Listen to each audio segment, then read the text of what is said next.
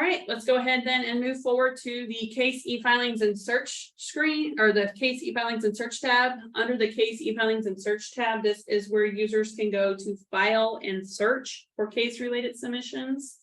So the first link that's listed here is your new case e-filing link. Under the new case e-filing link, that is similar to our current system under the, let me log in, it logged me out. Let me, in the current system. Logging in. Okay. So in the current system, if I wanted to make a new filing, I would go to the filing submission tab and click on new case and then complete all the required fields and then submit for a new case number. In the new system, you'll notice I do not have a lot of fields at first, and that's because you will have to select the basically the fields will populate once you select the first field. So if I'm going to choose an elector, or let's say I am filing an iVoid case, I can select your iVoid application as your type of filing. Once I do my type of case, you'll notice I only have a few options, unlike the current system where you get, you're given all options. So whatever you choose in the previous field will determine what options populate for the remainder of the fields. So if I'm doing an application, then I come in and I choose my subject company and my filed on behalf of. So you'll notice that my subject company is an additional field on this screen. The subject company is who the actual filing or who the actual case is in regards to. So that will be what you will put in there. And then the filed on behalf of is who is actually making the filing. Most of the time, those two will probably be the same for most people. So if that is the case, all you have to do is check the box showing that they both match. When you do that, that will gray out the filed on behalf of field. And then all you have to do then is select your company. If you have multiple companies, so let's say you have a parent company and a DBA company, you'll want to go ahead and put both the parent and the DBA on there. Real easy to do. All you have to do is select both of them. If you need to take one off, all you have to do is click that little trash can in front of it to delete one off if you need to. Then the rest of the fields, all you have to do is make sure that you complete according to the pleading.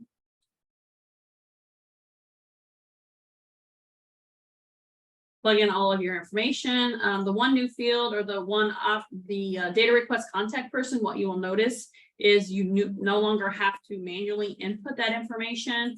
That information will be from a drop-down list now. And what that is pulled from is the contact list or the representative list for those companies. And it should only pull up like the official reps, the attorneys, and I believe, and the data request contact person. So those 3 different areas should be able to have access or should show up in this list. So all I have to do is select whichever person that I'm looking for and then come down to my attachment section. Under my attachment section, remember I said earlier that we have up the file size limit. So as you can see, it does state up to 45, may not exceed up to 45 megabytes. But what you will notice is we do have for each individual document or a batch upload. So what we've given you guys the option to do is to upload multiple documents at one time versus having to upload only one at a time. The only thing that I will point out is if you're trying to upload multiple documents and you just select your folder, that will not work. You cannot upload folders, but you can upload multiple documents at one time. So in order to upload those documents, all I have to do is click on the select files to upload. When I click that select files to upload, I can shift and hold down or I control and select whatever documents that I want. Once I do that, I click open. And now all of these documents have been attached at one time versus having to attach each of those separately. The only thing that I have to make sure that I do is select the security level for each of those documents. So that's something that you'll have to make sure that you do. Once you select that, then you scroll down to the next section, which is your service list section.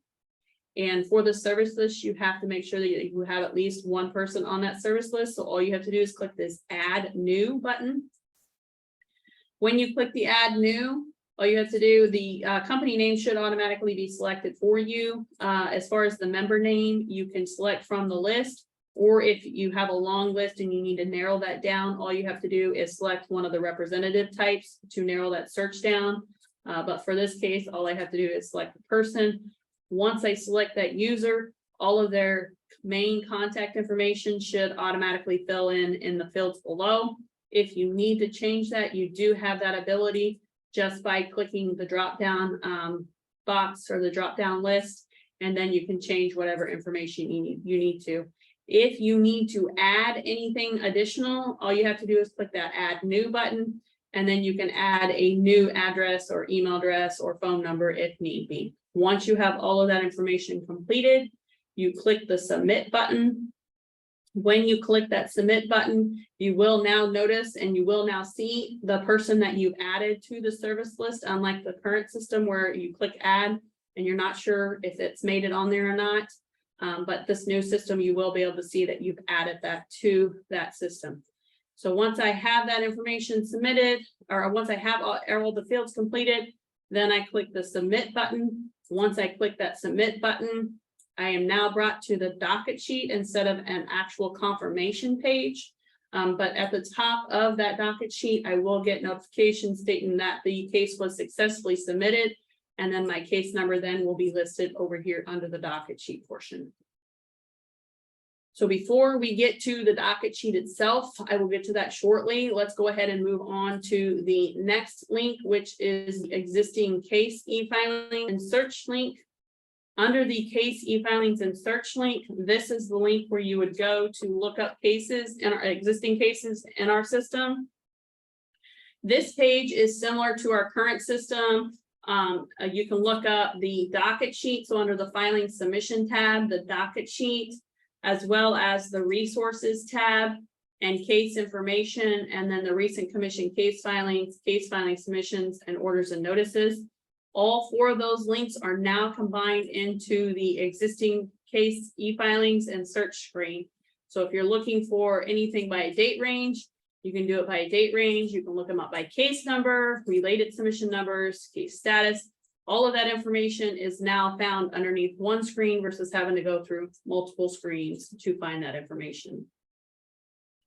One thing that I do want to point out is if you are looking for companies that are closed in our system, basically they're no longer doing business in our, or they're inactive in our system. If you need to find those companies, you'll want to make sure that you check the box below the company field that says include companies closed in our in EFIS, and then you should be able to search for those closed companies in our system.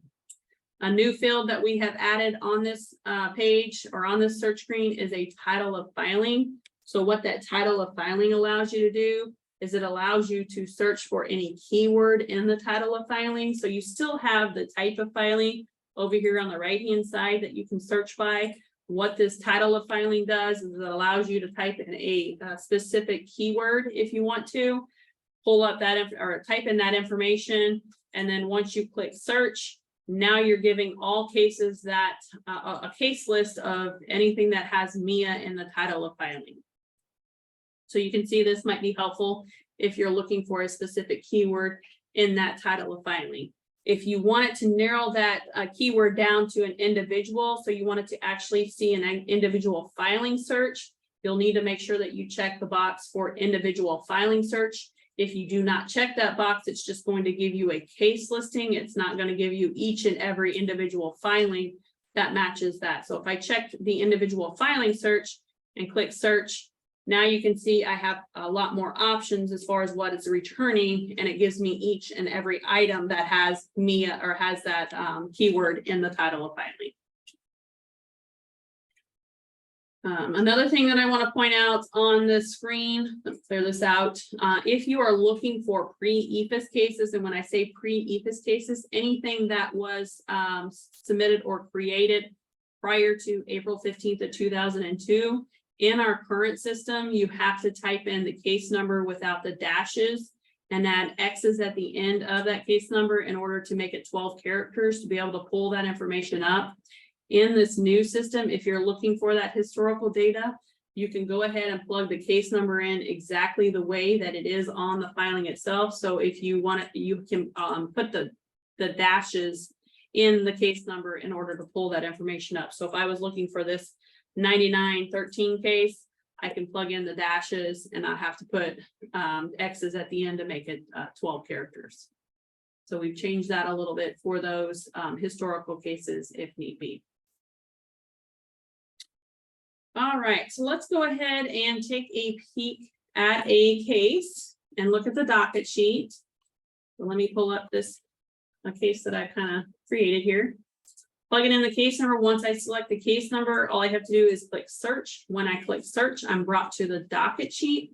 So from the docket sheet, this is where I can go to look up all of that information that I currently do on the docket sheet itself. So the first button that's listed here, like you can see, or as you can see, all of the buttons are here at the top of the docket sheet versus at the bottom. So here at the top, I have the print option. If I click that print, it's going to print a copy of the docket sheet itself. If I hit the subscribe now, what that allows me to do is it allows me to become a subscriber to this case. So anytime anything's filed in this case, I will automatically start receiving those notifications. I no longer have to contact the data center or go into a separate screen to be added as a subscriber to the case. All I have to do is click the subscribe now. Once I click that subscribe now, I am now going to start receiving those notifications for that case. The next button that's listed here is the service list. So under the service list, this is where I can go to see all parties for this case. This is still similar to the current system where you have your certified members and your subscribers. Both members will receive notification anytime anything's filed in the case. The difference between the two is the certified member is going to be able to receive or to see all confidential and highly confidential information, whereas the subscriber will not. The next button that's listed here at the top of the docket sheet is my calendar. So under the calendar option, these are going to be all of the events that are scheduled for that case. So any filing deadlines, any hearings, conferences, things like that. All of that information will be listed under this calendar option or this calendar display. The next button that's listed here is my consumer comments. In the current system, we refer to them as public comments. In the new system, they are going to be referred to as consumer comments. So whenever we are referring to consumer comments, just remember that that is the old public comments in our current system. So if I wanted to see those consumer comments, all I have to do is click on the button, and now I'm given access to those consumer comments. If I am not a party to this case, these links will be blacked. You will not be able to basically click on the link itself, but if you needed to see those, all you have to do is click on the link and then see any attachments that are attached to that. And you will only have access to that, like I said, if you are a party to the case. The next link that's listed here is a new link that we don't currently have in the current docket sheet, which is data requests. Like I said, all data requests are accessible now from the docket sheet themselves just by clicking on the data request button. So on the data request button, if I wanted to create a new data request for this case, all I have to do is come up to the add request. So if you have the ability to add data requests on behalf of your company, you will have this add request button. All you have to do is click that add request, and now I can add a new data request for that company. The nice thing about this is if I have a few more options, I guess is what I want to say on this add request. The first one listed here at the top is add sub-item number. So if you're following up with a request to a previously requested item, this is where you would go to add that follow-up question or follow-up request. All you have to do is check the box for adding sub-item. When you do that, all you have to do is plug in the actual sub-item that it's following up to. So if I'm following up to, let's say item number, or request number 6, all I have to do is plug in the actual request number. I no longer have to put in 0.1, 0.2, 0.3, whatever that may be, whatever that sub item may be. The system will automatically select that for you if need be.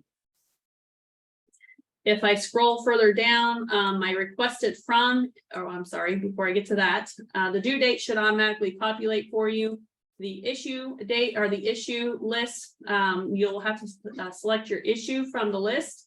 Once I select my issue, then I will determine whether I have a sub issue or just a sub-issue 2. So depending on which issue you choose in the first option will determine whether you have 2 sub-issues.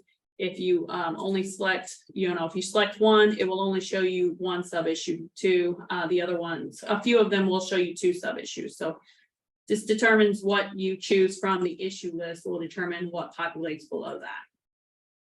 The next section is your requested from section, which should still be the company name will automatically default to Mo PSC staff. Our data request process has not changed in this current system. So only data requests that pertain to the PSC will be issued in EFIS. So if the PSC is requesting information from an external party, or the external party is requesting information from the PSC, is it submitted in EFIS?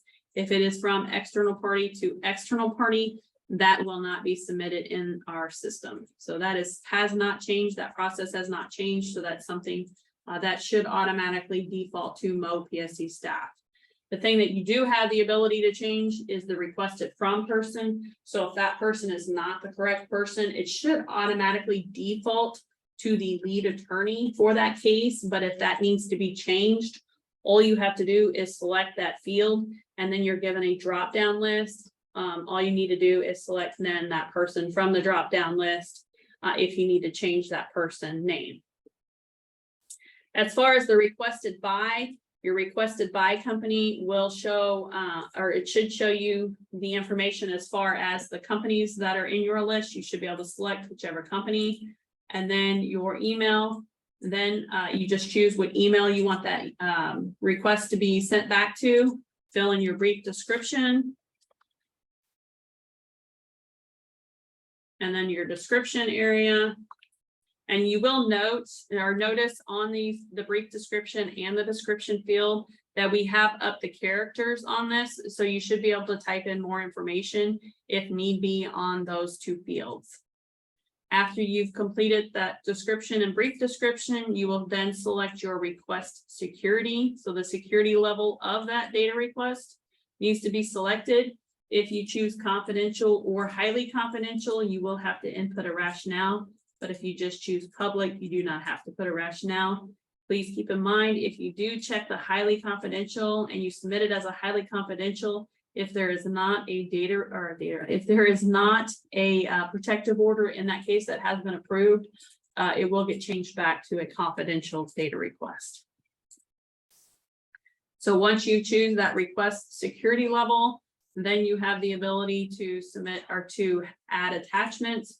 Once I add my attachments, open them, then I have to always set my security level. I set my security level. And then right above the submit button is I have the ability to add or save and add another. So if I needed to, or if I have multiple data requests for this case that I wanted to add, I can click this save and add another, and it's going to keep some of the fields that you already have set above the same. So then that way, maybe it might help speed that process along for you. So if I click save and add another, I hit submit. Once I hit that submit button, you will notice here at the top that it tells me that it has been successfully added, and then you're brought back to the add data request. So now you're ready to start submitting another data request for that case. What you will note is the requested from and the requested by information is automatically completed for you. So you don't have to worry about filling in that information anymore. All you have to do then is come select my issue again, and any information that I need to choose from that, I complete that information, and then my description. If I need to type in a brief description, I can plug in that brief description area.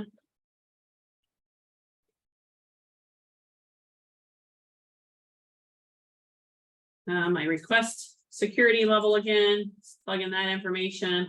This is an option that wasn't on the first one. They are working on that. That is something that we've identified, but should be fixed prior to EFIS being implemented. You will have the ability to copy in anyone that you want to on that request just by clicking this add new. Once you click that add new, you can then select the company and the representative that you want to copy in on that, hit submit. Once you do that, now you have now you can see that you're copying in that data request to someone else. So if you need to copy in your manager or an attorney or something like that, you have that ability to do that just by clicking, or in that CC list, you can select that person from the CC list. If I'm done adding them for the case, I need to make sure that I turn off that add another. So I check the box for save and add another. Once I do that, I click submit. And now I am brought to that display page for the data request. Again, it is going to tell me at the top that it has been successfully added. So I can see that it has successfully been added to that case. One other thing you will note too on this display page is if I am working on a case and there's another case that's similar to this and I'm issuing the same DRs for both cases, we do give you the option to copy those DRs. So what that means is all I have to do is click this copy button. When I click that copy button, if I have another case that I'm working on and I wanted to copy that directly over to that, all I have to do is plug in that case number, hit submit.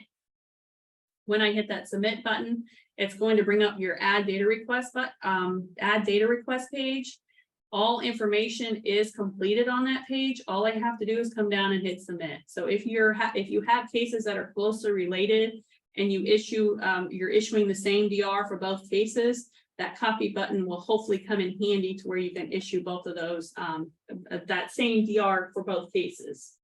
You will also notice on all DRs, or I'm sorry, on anything that a user submits into EFIS, there will be an update security level if there is a security level that is selected on that submission screen. That option is only available to the user that submitted the document. So if you are a coworker and wanted to change the security level of something that one of your coworkers has submitted, you will not have that option. Only the person that submits the document will have the ability to update that security. And when I say update that security, you can change that security level up, but you do not have the ability to change that security level down. So if you need it, if the document was submitted as a public document and you needed to change it to a confidential, you have up to 14 days as the user that submitted it to be able to change that security level up to a confidential document. If you submitted as a confidential document and then you realize that it needed to be a public document, you'll have to contact the data center for that to change that, to change it back down to a public document. So that's something that all users, if they submitted, they should have an update security option. All right. Let's go back a couple of screens and go back to the docket sheet. Back to this, let's see. Okay, so I'm going to go ahead and click back to the docket sheet. So back on the docket sheet, let's go ahead and one other button that is not showing on the top of the docket sheet is the work paper button.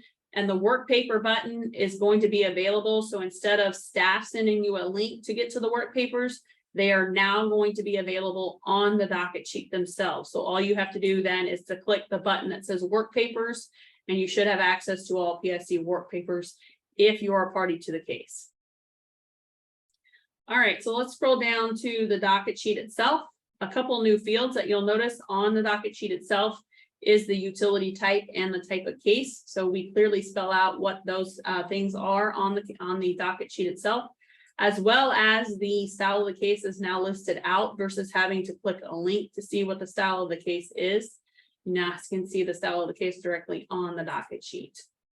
You will also notice the assigned judge and the assigned attorney. These will be listed out with the lead judge and the lead attorney spelled out for you, so you can quickly and easily see who those lead people are for those cases. If you click the more information accordion, it will give you a little bit more information on the docket sheet as far as any case or any related submission numbers, as well as any consolidation. So if cases are consolidated together, there will be those cases listed with links to that information. The other option that's listed here is something new that we've added to the docket sheet, which is the data request contact person. That data request contact person is going to be the contact person for the subject company of that case. So you can quickly and easily see who you need to send requests to if you have a need to send requests for that subject company. Scrolling down to the docket filings themselves, again, you will notice I'm no longer limited to the 10 items per page. I can now see all items on a page without clicking that display all button. So I can see all items on a page if I want to. You will also notice that we added a new option for the docket filings, which is show only. In the current docket system or in the current docket sheet, we have the ability to hide certain items. So if I wanted to hide exhibits, transcripts, testimonies, and communication notice, I have the ability to do that. But now we've given you the option for show only. So let's say I wanted to see only orders in this case. All I have to do is either scroll down or start typing in order. Once I do that, I select it, and now I have easy access to all orders in the case versus having to go through another screen to do a sort or a search for certain items in a case. I can now do it directly from the docket sheet itself. If I needed to go back to all items, all I have to do is click this reset, and it gives me all items back on the same page as far as the docket filings go. If I needed to look at any of the documents, all I have to do is click on the item number like I currently do in the current system. So if I click on the item number, you'll notice our submission summary page is kind of changed a little bit. We now refer to this as our filing display page. On the filing display page, you still have all the pertinent information about the filing itself, as well as any attachments underneath the attachment section. So again, you have that ability to change the security level up if you need to. If that security level is already set at the highest, you won't have any ability to upload or update any security on that.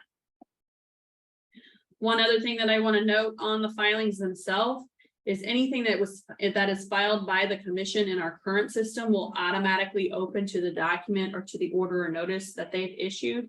In this new system, if you click on the item number, you're brought to a filing display page like all other filings. If you wanted to see the actual filing, you'll have to go underneath the attachment section in order to find that. One other thing to note on any orders and notices that are issued in a case, if there is a tariff that is being any tariff status changes that are happening with that order or notice, it will be noted under the tariff status update section of that docket item. All right, so I'm working on this case, and I need to make an existing filing for this case. I can easily do that from the docket sheet itself. I no longer have to go outside of the docket sheet to make that filing. All I have to do is come to the top of the docket filings, and over on the right-hand side, there is an add docket item. When I click that add docket item, I'm now brought to the existing filing screen to where I can come in and add a new or an existing filing to this case. All I have to do, come in, plug in the information that I'm needing to plug in. Once I select all my information, type in my title of filing. If it is to meet a scheduled deadline for today, I'll need to make sure that I check the box. If it's not, I don't have to worry about that. If it is in response to a previous filing, all I have to do is click the button below that or the button right beside it that says select related filings. Once I do that, I hit select, I just check the box on what it is in regard to or what it is in response to. Select that and scroll to the bottom and click done, or I can check the X there at the top and it'll close out. It will show that my item is in response to a previous filing. Again, under my attachments, I select the document that I'm wanting to attach. Once I select it, I select my security level. Once I select my security level, I click submit. And I now have submitted a new item for that case in that existing case. Again, it will show me at the top that my filing has been successfully submitted, and it will tell me what case and what item number it was filed as.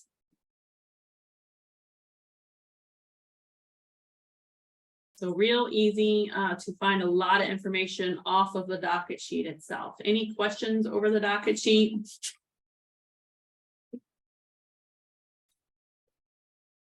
All right, well, let's go ahead then and move forward to the next item, which is our service list search.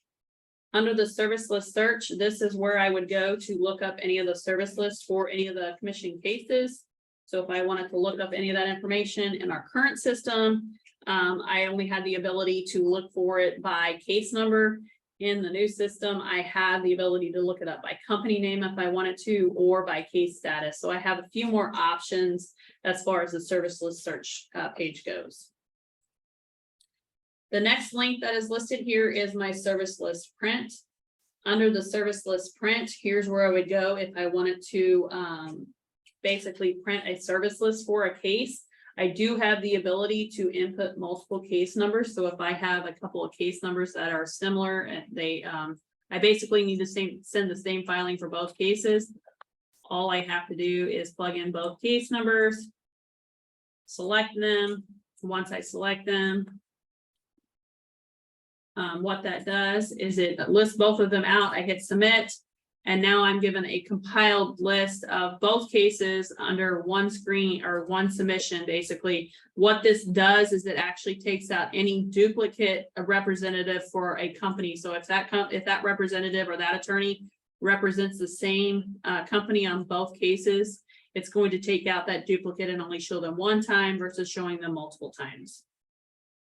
So if I scroll down to the bottom, I hit generate, and now I have the ability to attach that service list to the back of my pleading if need be.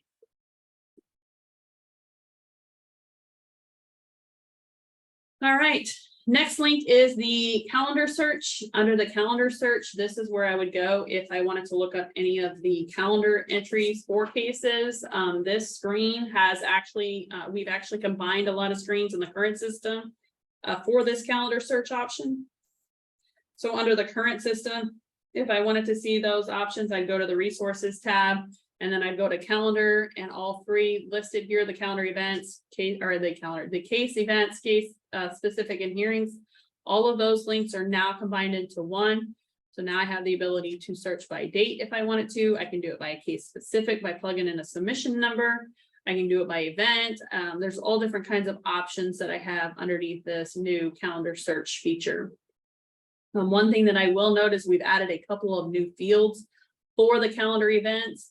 Once we add a calendar event, we are now going to assign a responsible party. So if there is something that is required by a specific party, we will add that to the list or to that calendar event. And then we also added a description field to this. So if we need to add more information as far as the calendar event goes, it will be added under that description area. All right, next link is our data request search link.